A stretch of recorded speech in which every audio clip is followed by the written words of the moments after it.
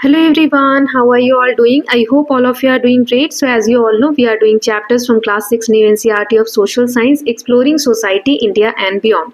So इस video में हम chapter number 14 economic activities around us देखने वाले हैं. सो ये थीम ई का चैप्टर है और ये पार्ट 1 है इस चैप्टर का. सो आप देख सकते हैं कंटेंट टेबल में अभी तक हमने थीम ए, थीम बी, थीम सी, थीम डी इन सभी थीम्स के सभी चैप्टर्स को कंप्लीट कर लिया है. ये लास्ट थीम ई का ये लास्ट चैप्टर हमारा बचा हुआ था चैप्टर नंबर 14, वो आज हम स्टार्ट कर रहे हैं. Okay, so let us just see what is there. So here you can see a quote is given from Kautilya's Arthashastra. Kautilya की एक बुक है अर्थशास्त्र, उसमें से एक ये कोट दिया हुआ है. आप बताएंगे कमेंट सेक्शन में कि कौटिल्या को और किस नाम से हम जानते हैं.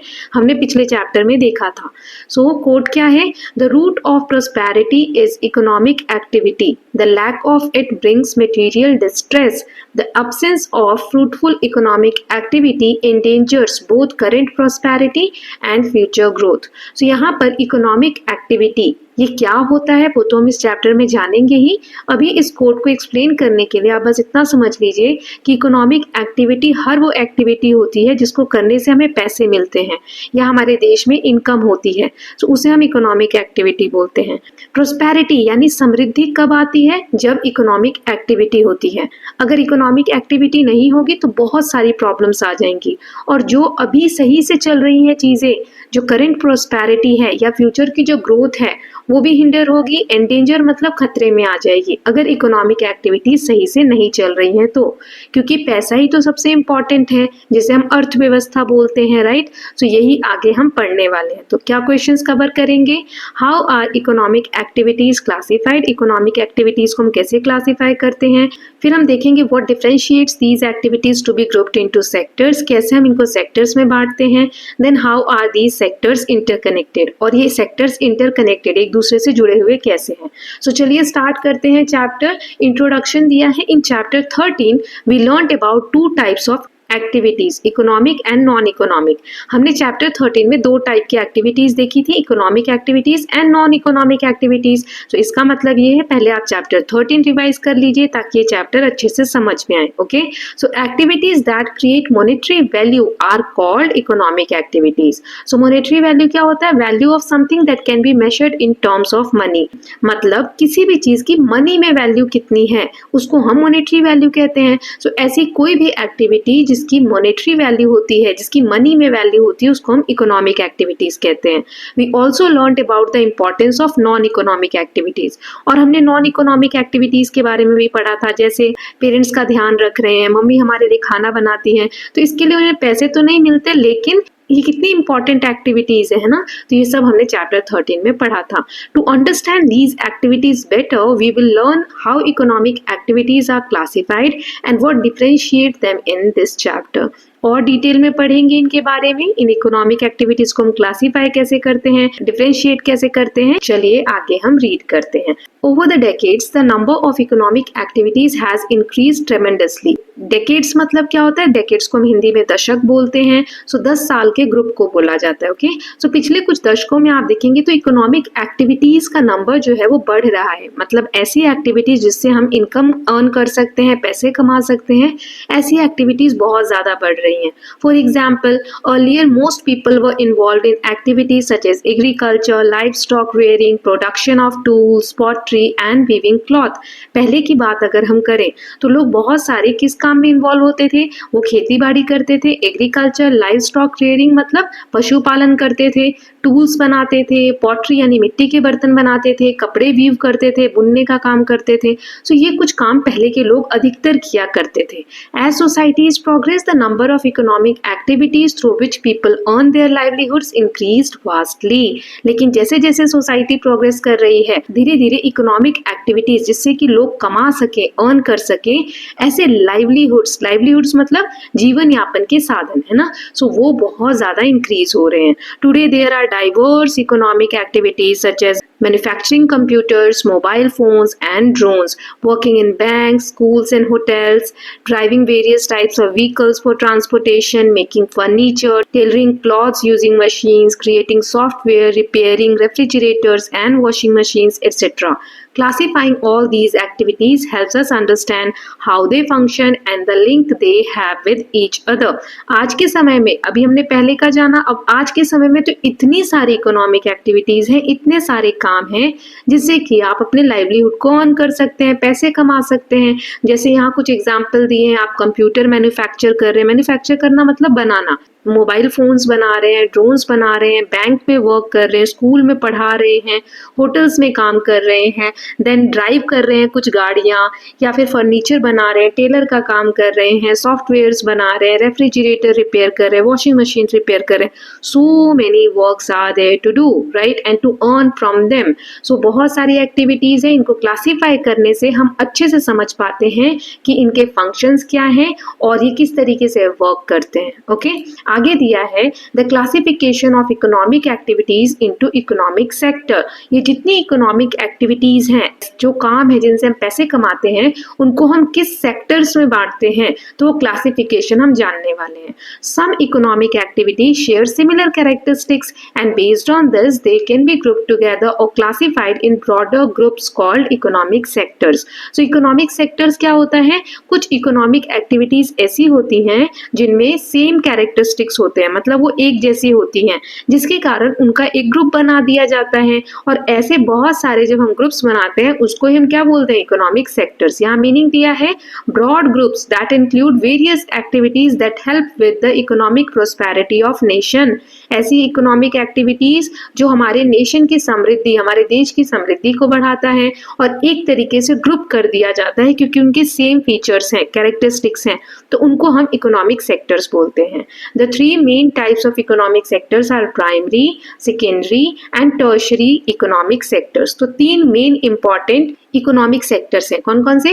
Primary, secondary and tertiary. Now the illustration on the facing page maps out the broad activities under these categories. Now यहाँ एक इमेज दी गई है, classification of economic activities into economic sectors. So यहाँ पे तीन सेक्टर अभी हमने पढ़े, प्राइमरी, सेकेंडरी एंड टर्शरी। कौन कौन सी इकोनॉमिक एक्टिविटी किस सेक्टर में आती है, तो कुछ यहाँ पर हमें दी गई है एक्टिविटीज, देख लेते हैं। जैसे प्राइमरी सेक्टर में एग्रीकल्चर आता है, माइनिंग आता है, फिशिंग आता है, देन रेयरिंग लाइव स्टॉक्स आता है, देन फॉरेस्ट्री आता है।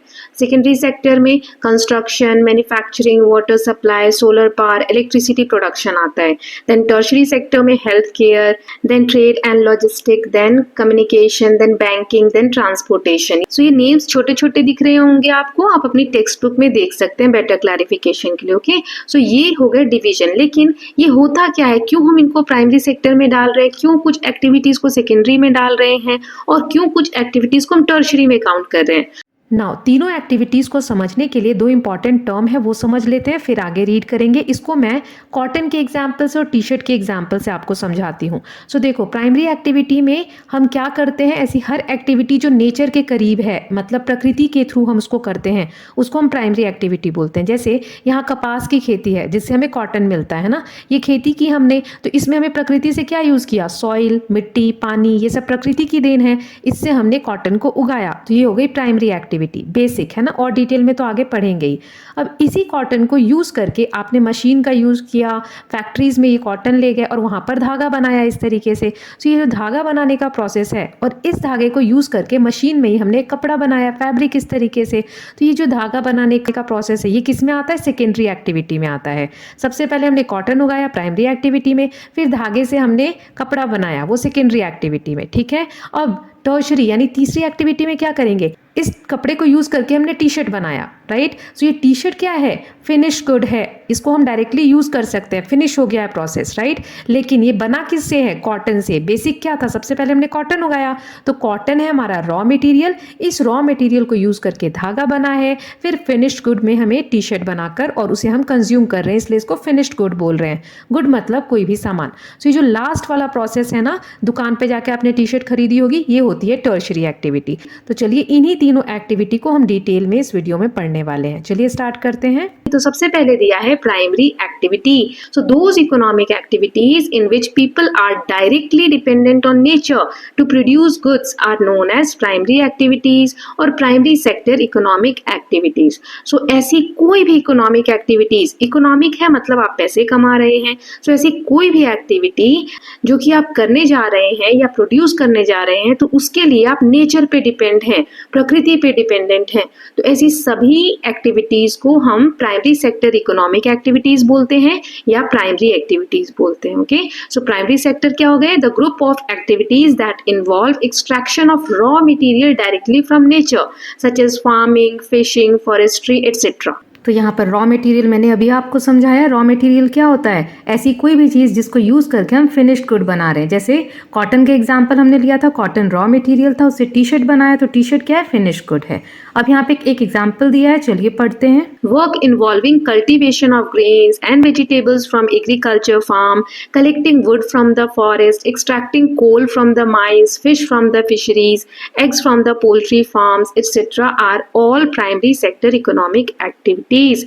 क्योंकि ये सभी जो काम अभी हमने रीड किया ये नेचर से रिलेटेड है। कैसे? आप अगर खेती कर रहे हैं, अनाज उगा रहे हैं, सब्जियां उगा रहे हैं, तो वो भी कहाँ उगा रहे हैं? खेतों में। प्रकृति का आपको हेल्प लेना पड़ रहा है। ऐसे ही आप वुड कलेक्ट कर रहे हैं जंगलों से, लकड़ी इकट्ठी कर रहे हैं, तो वो भी जंगल क्या है? प्रकृति ही है। Then coal from mines, mines होती हैं जहाँ पे माइनिंग एक्टिविटीज होती हैं, कोयले की खदान मान लो, तो कोयला कहाँ से मिल रहा है? प्रकृति से। ऐसे ही मछली पालन कर रहे हैं तो ये पानी, मछली क्या है? प्रकृति की देन है। फिर आप एग्स कलेक्ट कर रहे हैं पोल्ट्री फार्म से, तो वो भी प्रकृति से रिलेटेड है, राइट? सो हर एक इकोनॉमिक एक्टिविटी जिसमें हम नेचर के करीब होते हैं, नेचर से हमें रॉ मटेरियल मिलता है, उसे हम प्राइमरी सेक्टर इकोनॉमिक एक्टिविटीज बोलते हैं। Okay, most common primary activities are agriculture, mining, fishing, raising livestocks, forestry etcetera. तो ये कुछ बहुत इंपॉर्टेंट प्राइमरी एक्टिविटीज आपको दी गई हैं। Agriculture, mining, fishing, raising livestock, then forestry. Below are some of the types of activities within the primary sector. So primary sector में और क्या-क्या important activities होती हैं, तो यहाँ पर आप देख सकते हैं इमेज में ग्रीन हाउस फार्मिंग, और फिर माइनिंग, फिर fish farming, then forestry, then raising livestocks. अब यहाँ पे एक क्वेश्चन दिया गया है, देख लेते हैं, think about it. Can you think of any primary activity that you may see in the past? What are the natural resources used in these activities? Name two of them and discuss your experience with your classmate. So primary activities, उसमें जो natural resources use हुए हैं वो इस तरीके से हैं। पहला मैंने फार्मिंग लिखा, यानी खेती बाड़ी, एग्रीकल्चर। सो इसमें क्या नेचुरल रिसोर्सेज हम यूज कर रहे हैं? सॉइल यूज कर रहे हैं, मिट्टी, पानी यूज कर रहे हैं खेती करने के लिए, तो ये सब क्या है? प्रकृति की चीजें हैं। सो इसीलिए ये प्राइमरी एक्टिविटी में आता है। देन फिशिंग, मछली पालन अगर आप कर रहे हो तो इसमें क्या नेचुरल रिसोर्सेज आप यूज कर रहे हो? रिवर्स और ओशंस एंड फिश। तो ये सभी चीजें क्या है? प्रकृति की देन है। ओके, सो ये क्वेश्चन हो गया। Now let's see the next activity, that is secondary activity. So economic activities in which people are dependent on output of the primary sector and transform them to produce goods are known as secondary activities और secondary sector economic activities. So secondary activities कौन सी हैं? हमने primary से जो चीज ली, primary sector में जो चीज बनाई, उसको हम ट्रांसफॉर्म कर रहे हैं, चेंज कर रहे हैं किसी चीज में, तो उसको हम बोलते हैं सेकेंडरी एक्टिविटीज या सेकेंडरी सेक्टर की इकोनॉमिक एक्टिविटीज। सेकेंडरी सेक्टर क्या है? The group of activities that involves processing of raw material derived from primary sector into products for sale और कंजम्पशन। सो जैसे आपने कार बनाई, तो कार बनाने के लिए लोहा प्रकृति से मिला होगा माइनिंग के थ्रू, राइट? और उसको आपने फैक्ट्री में लोहे को यूज करके, स्टील को यूज करके क्या बना दिया? कार बना दिया। तो जब हम रॉ मटेरियल को प्रोसेस करते हैं, उसके ऊपर वर्क करते हैं, तो उसको हम बोलते हैं सेकेंडरी एक्टिविटी। जैसे मैंने धागे का एग्जांपल बताया था, कॉटन हमें प्राइमरी सेक्टर से मिला, कॉटन को प्रोसेस करके मशीनरी में हमने यहाँ क्या बना दिया? टेक्सटाइल, फैब्रिक बना दिया। टेक्सटाइल मतलब फैब्रिक। देन फार्मास्यूटिकल फैक्ट्री, दवाइयों की जो फैक्ट्री होती है वो क्या है? सेकेंडरी सेक्टर है। क्यों? क्योंकि इसमें दवाइयां कहाँ बन रही है? फैक्ट्रीज में बन रही हैं। Then furniture production unit, furniture factories में बन रहे हैं, लेकिन फर्नीचर के लिए वुड कहाँ से आया? प्राइमरी सेक्टर से, जंगलों से आया, नेचर से आया, तो वो क्या हो गया, प्राइमरी सेक्टर। लेकिन जब फैक्ट्री में उसी लकड़ी को प्रोसेस करके कोई फर्नीचर बनाया जा रहा है तो वो हो गया secondary sector. Okay, so the secondary sector includes the construction of building, roads etcetera, and providing utilities like water, electricity, gas and other such necessity. It also includes the manufacturing of products in factories and production units to process raw material from the primary sector into some other form that can be further sold or consumed. So इसमें क्या होता है, basically secondary sector में हमें primary sector से जो raw material मिला है उसको हम फैक्ट्रीज में, इंडस्ट्री में प्रोसेस करते हैं और किसी और प्रोडक्ट में चेंज कर देते हैं, ट्रांसफॉर्म कर देते हैं ताकि उसको हम बेच सके। Okay, some example of secondary sector activities include processing of grains obtained from agriculture feed to make flour in meals. सो कुछ एग्जाम्पल दिए यहाँ सेकेंडरी सेक्टर के, जैसे गेहूं हमें प्राइमरी सेक्टर से मिला, खेती करके मिला, लेकिन गेहूं से आटा बनाना, ब्रेड बनाना, ये सब फैक्ट्रीज में हो रहा है ना। सो ब्रेड बनाना सेकेंडरी एक्टिविटी है, लेकिन गेहूं को उगाना ये प्राइमरी एक्टिविटी है। Okay, extraction of oil from groundnut and processing of tea leaves to derive tree. अब ग्राउंड नट, मूंगफली के दाने खेती में उगाए हमने, लेकिन उससे तेल निकालने का काम ग्राउंड नट से मशीन के थ्रू फैक्ट्रीज में हो रहा है, तो वो सेकेंडरी एक्टिविटी। ऐसे ही टी लीव्स, चाय पत्ती के जो पत्ते होते हैं उसकी खेती होती है, बागान होते हैं, वहां से पत्ते लेके उनको प्रोसेस करके चाय पत्ती जो आप घर में देखते हैं, किचन में देखते हैं, वो बनाई जाती है फैक्ट्रीज में। तो चाय पत्ती के पौधे लगाना, बागान लगाना, ये क्या है, प्राइमरी एक्टिविटी। और पत्तों से चाय पत्ती को क्रिएट करना, ये क्या है, सेकेंडरी एक्टिविटी। सिमिलरली एक और एग्जाम्पल दिया है, wood from forest is converted into furniture and paper, cotton is used to make cloths and steel from iron ore is used to make automobiles like cars and trucks. ये already मैं आपको समझा चुकी हूँ। जंगल से लकड़ी लेकर फर्नीचर बनाना, paper के लिए हमें लकड़ियाँ चाहिए, कॉटन हम उगाते हैं, कपास, फिर उससे कपड़े बनाते हैं, आयरन ओर से हम स्टील कन्वर्ट करते हैं जो कि प्राइमरी एक्टिविटी है, और उस स्टील को, आयरन को हम यूज करते हैं कार मैन्युफैक्चरिंग में जो कि सेकेंडरी एक्टिविटी है। सो आई होप आपको प्राइमरी और सेकेंडरी एक्टिविटी अच्छे से समझ में आ गई होगी। नाउ डोंट मिस आउट, यहाँ पे कुछ फैक्ट्स हमें दिए हुए हैं, चलिए देख लेते हैं। सो टाइप्स ऑफ ऑटोमोबाइल्स, ऑटोमोबाइल्स यानी जो गाड़ियां होती हैं, कितनी यूनिट्स मैन्युफैक्चर हुई 2022 में इंडिया में, वो यहाँ डेटा दिया हुआ है, देख लेते हैं। सो पैसेंजर व्हीकल लाइक कार जैसी जो गाड़ियां हैं जिसपे पैसेंजर व्हीकल्स जो होते हैं वो कितनी मैन्युफैक्चर हुई, 45 lakhs। Then commercial vehicles like truck जो कि कमर्शियली बिजनेस पर्पज से यूज होते हैं, ट्रक्स जैसे, तो वो कितने मैन्युफैक्चर हुए, 10.3 lakhs। देन 3 व्हीलर्स कितने हुए, 8.6 lakhs एंड 2 व्हीलर्स कितने हुए, 2 crores।